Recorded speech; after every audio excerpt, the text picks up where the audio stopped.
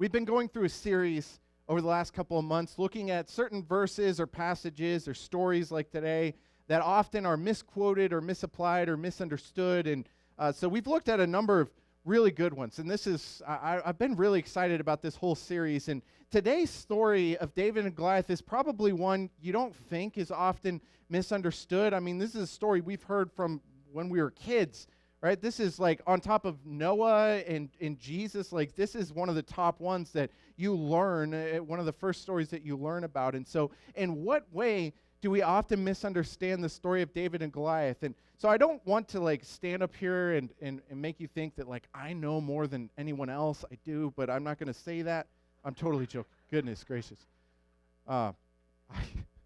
I'd be careful with jokes like that because people who don't know me don't know how much I'm so very much joking right there.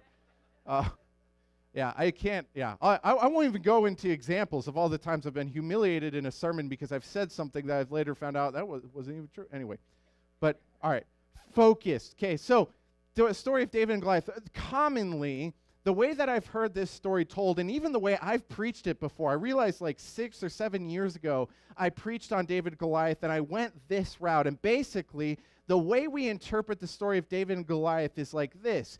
You are David, and Goliath is any sort of problem or difficulty or mountain or anything that you have coming up against you in this life.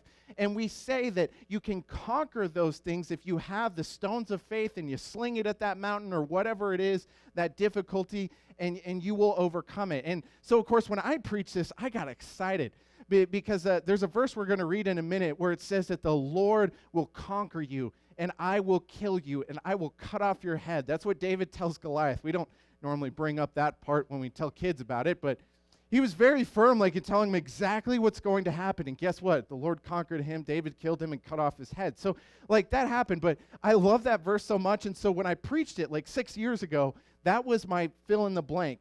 We don't really have them anymore because I'm not as responsible as I used to be, but I used to have fill in the blanks. And so I made that like the only thing on the fill in. And what I told people is whatever it is that you are facing, I want you to write it down at the beginning of that verse. If it's depression, say, depression, today the Lord will conquer you and I will kill you and I will cut off your head, because I love that kind of like that wording for it. Or, you know, if it's sickness, today the Lord will conquer you and I will kill you and I will cut off your head. And so that sounds good. Like, and it's very inspiring when you hear something like that. In fact, I knew a couple people who months later still had that on their fridge. And they're like, I still look at that and I still say, you know, today the Lord will conquer you and I will kill you and I will cut off your head. But here's the problem that I realized looking back at that interpretation of the story of David and Goliath. We all know full well there are some Goliaths, some problems we face in this life that just don't get conquered. And so I kind of worry now when I look back at 6 years ago when I presented that. I wonder how many people were saying those things to difficulties in their life that never were conquered, and then they wonder, maybe it's just because I don't have enough faith. And I think inadvertently that's what we end up setting people up for. And so I don't think the story of David and Goliath is that you will overcome anything that you might deal with. I think we overcome in the sense that we have enough perseverance. We've looked at that a lot recently, right? God will give you peace. He doesn't necessarily give you resolution. Right? It doesn't mean that your situation is always going to get better, but you will have peace, you will have perseverance, you will have strength to endure through anything. That is true, but it doesn't mean the problems will always go away. There's plenty of problems I can look at in my own life, whether in my life or my family's lives, that I wish would just be resolved and healed, that just haven't. So I don't think the story of David and Goliath is about that. However, I've also seen kind of a reactionary interpretation of David and Goliath that goes the other way. And if you've ever watched sermons on YouTube, you may have come across a sermon by Matt Chandler that he gave back in 2012 on the story of David and Goliath. And it's important, this sermon, because where he spoke it. Because he spoke it to a church by Stephen Furtick, and once again, not that I'm calling out names, but Stephen Furtick very much gives this type of sermon about David and Goliath. And so Matt Chandler is not from that same type of thought. It's weird because they actually have a lot of similarities. Matt Chandler and Stephen Furtick both planted churches about the same time. They both grew immensely and been very successful authors and all this. But Matt Chandler goes about ministry in a much different way. So when he spoke at this conference put on by Stephen Furtick, he told them, this story is not about you. And that's like what he's well known for, is that sermon, is him saying the Bible's not about you and kind of hitting that in, which is true. But his interpretation of it is this, is that you're not David in this story. In fact, that's another thing that you see repeated a lot, is him saying, you're not David. You are the Israelites cowering in the corner. While Jesus is David, conquering the one enemy that you cannot conquer by yourself, being sin and death. So he interprets it as symbolic of what Jesus has done for us. Now, I think that's probably a good picture of it, but I also think it's not the whole picture. I remember when I first heard that sermon, and I've seen snippets of it. I've seen most of the sermon. It's like 45 minutes long because most preachers get away with much longer sermons than I do. But still, I remember listening to it, and I'm like, something just feels off about this, but I couldn't figure out what it was. And so for us to understand, I finally did kind of understand why I felt like that wasn't maybe the whole picture of David and Goliath. But for us to understand that, we need to go all the way back and understand who was David. Because if you're there in 1 Samuel 17, flip back to chapter 16. Because what happens is that when Israel moved into the promised land and things were going better for them, they finally got to the point where they called out to God and they said, God, we want a real king. Now, we can't understand how much of a slap in the face this was to God. Because God had set them up and he said, I will be your king. And they said, that's not good enough. We want a real physical person we can actually see. And so God said, you know what? He's going to tax you. He's going to take advantage of you. He's going to fail. He's going to lead you astray. And they're like, great, let's do it. So God anointed a guy named Saul to come in and be the first king of Israel. And Saul started off well. He came from very humble beginnings. He looked like a king. But when he started off, he was very humble and did very good things. He was faithful. But then he kind of moved more towards pride, and he made a mistake that he just didn't repent for. He didn't think he did anything wrong. And so God rejected him as king. And when that happened, Saul just got worse and worse. He kept going more and more into fear and living in that fear. And so God, in chapter 16 of 1 Samuel, tells Samuel, who's the prophet who anointed Saul, I'm going to tell you who the next king is. And I want you to go and anoint this guy. And so God tells Samuel, I want you to go to Bethlehem, right? We call Bethlehem where Jesus was born, the city of David. That's because that's where David grew up. So there you go. There's your history lesson. But anyway, so he tells him in 1 Samuel 16, go to Bethlehem. Stop mourning for Saul. I'm going to show you who the next king is. And so God tells Samuel, go to the house of a guy named Jesse. Jesse has 8 sons. So he's got a lot to choose from as to who the next king is going to be. And as soon as he meets Jesse's family, he sees the one. Samuel is sure of it. He sees this guy and he's like, that guy just looks like a king. I mean, it's like when people look at me, they're like, that guy looks like a king. Only it was like true in that case. But I got to stop making these jokes. People are going to think I'm the most prideful person in the world. I'm really shooting myself in the foot. All right, anyway. But he does. He looks at this guy and he says, that's got to be the king. He looks like a king. He maybe even acts like a king. I don't know. But Samuel was completely sure. And that's when God speaks to Samuel and tells him a verse that you may have heard before. It's a pretty well-known verse, and it's in 1 Samuel 16, verse 7. And it says, the Lord said to Samuel, don't consider his appearance or his height, for I've rejected him. The Lord doesn't look at the things that people look at. People look at the outward appearance, but the Lord looks at the heart. Which goes all the way back to chapter 13 when things were going very south with Saul, and God told Samuel, I'm going to find someone who is after my own heart. And that ended up being David. And so Jesse's dad brings in his sons, and one by one, God tells him, that's not him, that's not him. That's not him. All the way down the line. I mean, I can't imagine what's going through Samuel's head, because he's like, I know I'm not supposed to judge the outward appearance, but this is getting worse and worse as these brothers are passing by. And finally, the last one comes by, and God says, that's not him either. And so Samuel calls out to Jesse, and he says, okay, where do you have another one? Because God said he's here. And so Jesse says, well, there's the boy. He's out watching the sheep. I mean, we need someone to watch the sheep, right? Samuel says, go get him. Come on. I mean, when the king comes to your house, when someone from the king comes to your house and says to do something, you do it, right? And Jesse missed this. I mean, David must have been that less important than everyone else. And so David comes in and immediately God says, that's him. And Samuel, without hesitating, anoints him as king. And that's kind of the beginnings of David. Is we're presented with him, and he's described as this ruddy little kid, right? Which is a word, it's kind of a weird word to translate. I think the NIV says something like he was fair looking. Some people think maybe he was lighter complexion and he was just sunburned all the time because he was outside. We don't know for sure. But the point is that he didn't look kingly. He didn't describe him as kingly looking. He just looked at him and said, he's kind of handsome features. And so this is the first introduction we have to David, is that he is not a kingly looking guy, and he was not the one anyone expected to be the king. And so that's who we have for David. And then after this, Saul, the king, is starting to be tormented by certain spirits, and so he calls for someone to come play the harp. And whenever David plays the harp for him, he's relieved of these spirits and these torments and whatnot. It's a very weird scene. But David already is making ends with the king.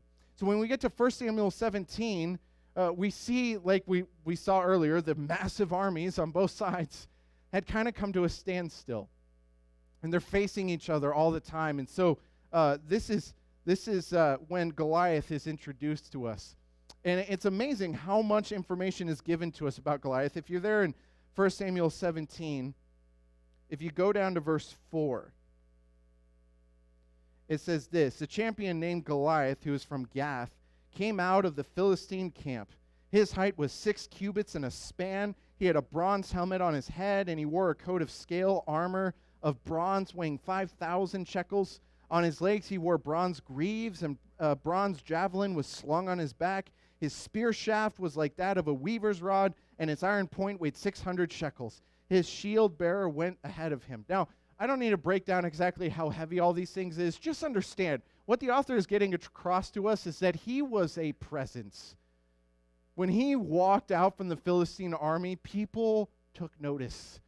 This guy was huge. The 6 cubits in a span would describe someone like over 9 feet tall. The Greek translation of the Old Testament would put him more at like 6'9". I don't know. Once again, these weird translations, sometimes it's hard to know exactly how much. But regardless, the guy was tall. The guy was very unusually tall. And then he came out wearing all of this impressive amount of armor. And so the Israelites see this guy and they think, oh, man. If you've ever been confronted with something you know you just cannot overcome, then you know exactly how these guys felt to an extent, right? They saw him and they thought, well, we tried. So picking it back up, verse 8, we see that he didn't stay quiet. Goliath stood and he shouted to the ranks of Israel, why do you come out and line up for battle? Am I not a Philistine, and are you not the servants of Saul? Choose a man and have him come out to me. If he's able to fight me and kill me, we'll become subjects and you will become our subjects and serve us. We will become your subjects. But if I overcome him and kill him, you will become our subjects and serve us. And then the Philistines said, this day I defy the armies of Israel. Give me a man and let us fight each other. On hearing the Philistines' words, Saul and all the Israelites were dismayed and terrified. Now just imagine this scene. I was kind of curious, why does it matter so much that Goliath came out and said, I defy the armies? That seems kind of silly to us now. Like if someone is getting mad at you and they said, I defy you, we would be like, okay. I don't really care. So I was trying to look up, why would he say that? What does it matter? And the reason is that Goliath came out and he made his initial plea. Send someone come out, right? They kill me, we'll be your slaves. If you kill me, if I kill him, then you become our slaves, right? So he presents the whole thing and no one moves. So when he calls out and he says, I defy, it can also come across as meaning, I shame you. How dare you not stand up? You don't want to fight me? Send one person out. That's why he kind of repeats himself there. In essence, he's disappointed that they haven't even stood up to this. And instead, we get this picture of the army cowering in fear. It even says it's Saul, was terrified and dismayed by the presence of one person. And so right after this, after we get this picture, if this were in a movie, it would be like a very quick cut, right? People are now cowering and they're afraid, and then boom, cut to David. David's there with his father, and his father says, I'm going to send you out to your brothers with food. I want you to bring them their provisions. And so David gets set up with everything, and he sets off into the camp. So if you skip down a couple of verses to verse 20, it says, early in the next morning, David left the flock in the care of the shepherd, loaded up, and he set out, as Jesse had directed. He reached the camp of the army and was going out to, he reached the camp as the army was going out to its battle positions, shouting the war cry. Now just take a second and realize what just happened, right? The previous scene where we last saw the army, they're cowering in fear, and yet they're still going through the motions. They know they're not going to stand up to this Philistine Goliath guy, and yet David gets there just in time to see this impressive display of strength. We're all going to come out. We're going to shout our battle cry. Trust me, it doesn't last very long.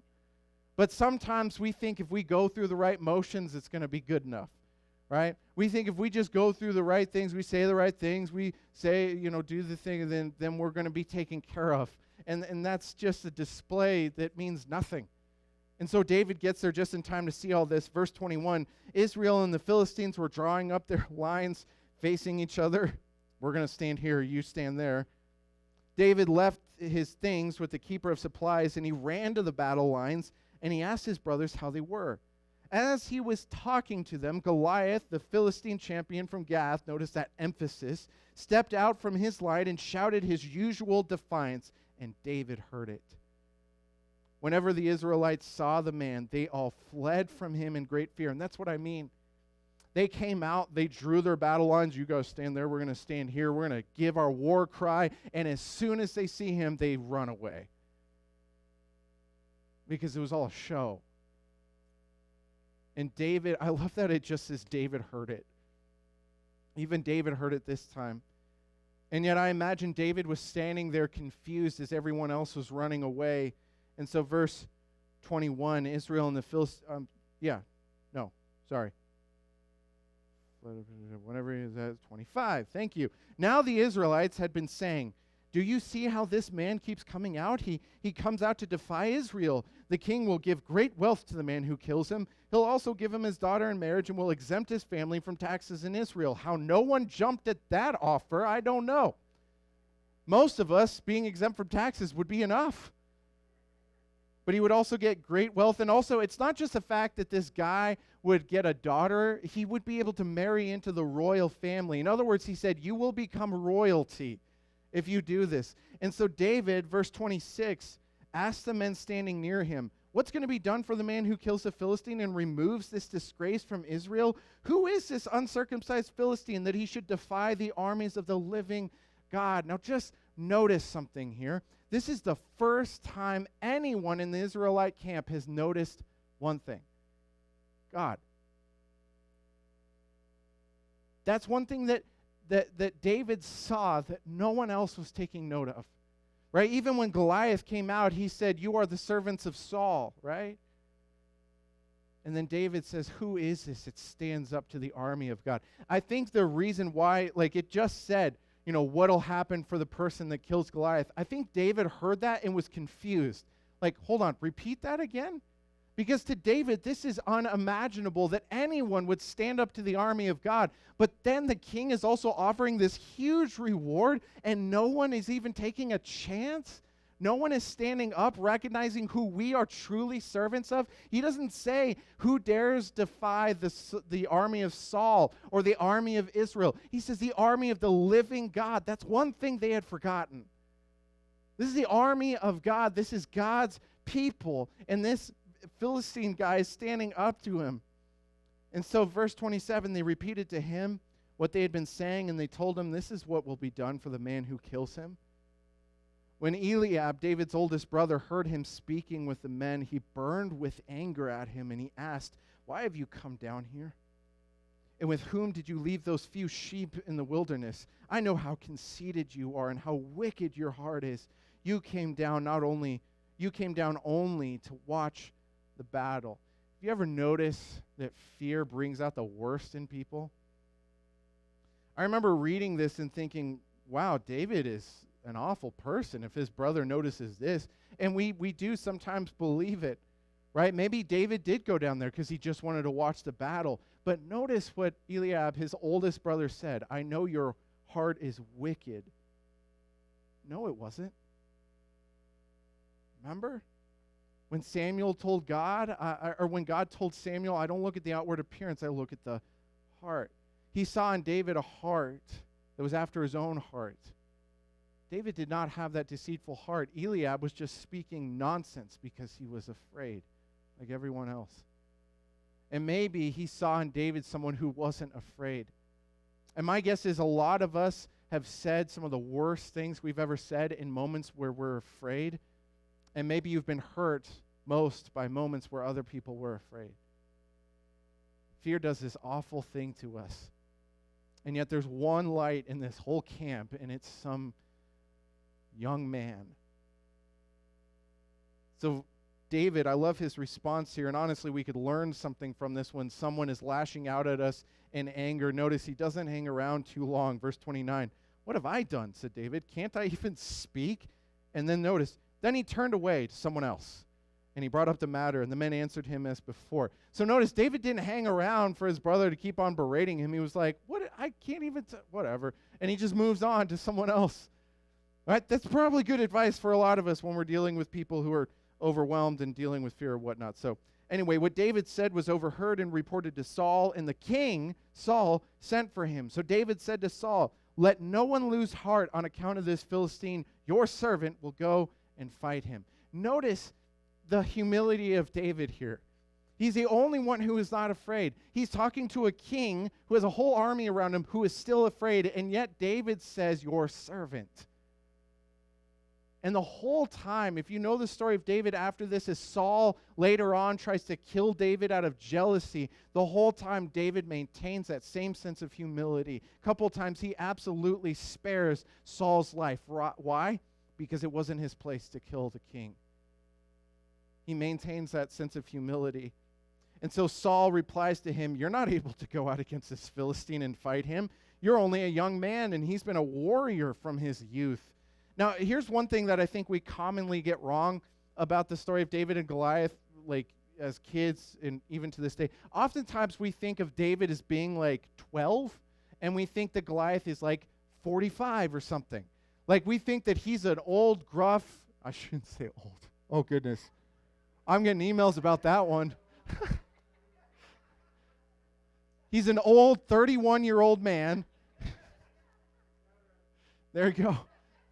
My back tells me I'm old all the time. So anyway, but we picture that. We picture someone who is matured, maybe even graying or something like that. But the thing is, we're never told their ages. In fact, one of the commentaries I read this week suggested Goliath could have been like 19. But the point being, from the moment of his birth, he's been trained to be a warrior. You can't go up against him. You're still in that young stage, David. He's been trained from when he was a little boy. He knows the tactics. Even if you are quicker than him, he knows the tactics, David. You can't do this. And so notice what David says in response. Verse 34, but David said to Saul, your servant has been keeping his father's sheep. When a lion or a bear came and carried off a sheep from the flock, I went after it, struck it, and rescued the sheep from its mouth. Now just think about that for a moment. Most of us would be like, sorry, Bessie, you're out. You're out of luck. I'm not going after that one. But he tells him, I ran after him, and look at this. When it turned on me, I seized it by the hair and struck it and killed it. Your servant has killed both the lion and the bear. This uncircumcised Philistine will be like any of them because he has defied the armies of the living God. Notice that emphasis again. And then 37, the Lord who rescued me from the paw of the lion and the paw of the bear will rescue me from the hand of this Philistine.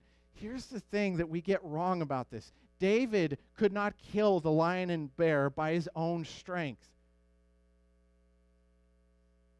He admits it right here. The Lord who rescued me from those things will rescue me from this guy too. See, that's one of the things that we get wrong when we interpret it more like this, that you are David, is that we make it more about your own strength and abilities, and that will set you up for failure. Because inevitably, we have weaknesses that are going to trip us up. And we will fail at one point or another. The point isn't that you are strong enough. The point wasn't that David was strong enough. The point was David was the only one in the whole camp who recognized one very important thing, that God is real. And that he had no doubt he was on God's side. He's the only one in the whole camp who recognized that. So Saul said to David, in the only moment of faith we see from him in this whole story, go and the Lord be with you. He did entrust the fate of the entire army to this boy. But maybe in a minute, in just a second, he also recognized it was the Lord who would be with him. I don't know. Then Saul dressed David in his own tunic. He put a coat of armor on him and a bronze helmet on his head. David fastened on his sword over the tunic and tried walking around because he wasn't used to them. I can't go in these, he said to Saul, because I'm not used to them. And so he took them off. Now, just pause here again. Once again, we often picture this as some 12-year-old boy who puts on a full man's, full suit of armor type thing, and we think, oh, he's just too small for them. But he doesn't say that. He doesn't say this, I'm too small for all this armor. He just says, I'm not used to it, which you don't have to be small to not enjoy wearing a full set of armor. I wore chainmail one time. It is much heavier than it looks. And that was just one part of what they would have dressed him up with. In essence, what he was telling the king is that I don't need all of this. I'm not used to fighting in all this, right? When he would wrestle the bear and the lions and all that, it would just be what he had on. And so he tells him, it's not that I'm too small for your armor. It's that I'm not used to this stuff. I don't need it. And so David goes out without any armor. There's a long time before that verse break, but I don't know. I cannot go in these. Right before verse 40. There we go. I cannot go in these, he said to Saul, because I'm not used to them. So he took them off. Verse 40. Then he took his staff in his hand, and he chose 5 smooth stones from the stream, put them in a pouch of his shepherd's bag, and with the sling in his hand, he approached the Philistines. Meanwhile, the Philistine with his shield bearer in front of him kept coming closer to David. And we're going to see some good old-fashioned trash talk. I mean, we think that might be a new thing in the sporting events, but look, this is what's going down. Verse 42, he looked at David over and he saw that he was little more than a boy. Notice he wasn't a boy. He was a little more than a boy. So anyway, am I a dog? He said to David, that you come at me with sticks? And the Philistine cursed David by his gods. Come here, he said, I'll give your flesh to the birds of the wild animals. Now, David's response is going to bring back some of the things that Goliath has already said and just said. So verse 45, David said to the Philistine, you come against me with a sword and a spear and a javelin, but I come against you in the name of the Lord Almighty, the God of the armies of Israel, whom you have defied this day. Here's that verse I was mentioning earlier. The Lord will deliver you or conquer you into my hands, and I'll strike you down and cut off your head. This very day I will give you the carcasses of the Philistine and of the Philistine army to the birds and wild animals, and the whole world will know that there is a God in Israel. All those gathered here will know that it is not by sword or spear that the Lord saves, for the battle is the Lord's, and he will give you all into our hands. Notice what leaps David takes here in this little bit of what we might classify as trash talk. Goliath comes out, and all he says is, I'm going to kill you, and I'm going to feed your body to the birds. David comes out, and he points out that this is not Saul's army, this is God's. And it's in his name that I come before you. And not only am I going to kill you, Goliath, and feed your body to the birds, but we're going to go ahead and just kill your whole army.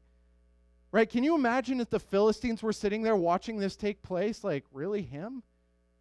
And now he's speaking that he's going to kill all us. All right, be careful, guys. This guy is going to come out. He's going to wipe us all out. Right? This must have sounded absolutely ridiculous. And what's amazing is that all of this has been setting up the battle that's about to take place.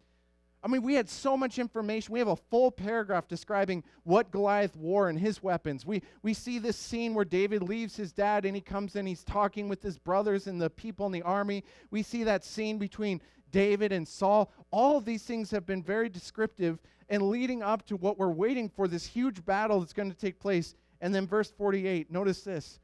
The Philistine moved closer to attack him, but David ran quickly toward the battle line to meet him. Reaching into his bag, taking out a stone, he slung it and struck the Philistine on the forehead. The stone sank into his forehead. Once again, we need to say that to the kids. And he fell face down on the ground. So David triumphed over the Philistine with a sling and a stone. Without a sword in his hand, he struck down the Philistine and killed him. David ran over and stood over him. He took hold of the Philistine's sword, which was gigantic, by the way. Once again, not a boy, but a man at least big enough to carry a sword and also do this. He took it from its sheath, and after he killed him, he cut off his head with the sword. And when the Philistines saw this, that their hero was dead, they turned and they ran. It's remarkable that all this information is given about leading up to this battle, and then it's just like David ran towards him, hit him with the stone, and that was it. But notice even after this, David still brings it back to God. It is his army. We are on his side. Here's the thing that I think with Matt Chandler, using this as an example of Jesus is not wrong in any means. I think this absolutely is a good picture of us being the Israelites cowering in fear of being unable to conquer this enemy and seeing Jesus kill, and then suddenly we have like a catalyst. When I preached about this a couple of years ago, I called it catalyst, because David's one action now sent the entire Israelite army after the Philistines. After they had been cowering in fear for over a month, now this one action catalyst was a catalyst for them to break in and become the warriors of God. But here's the thing. David was not the only one who could have conquered Goliath. He was merely a tool for God's strength to work through. See, that's the thing. It's not that David was the only one who could conquer this. It's that God can use anyone to carry out his will.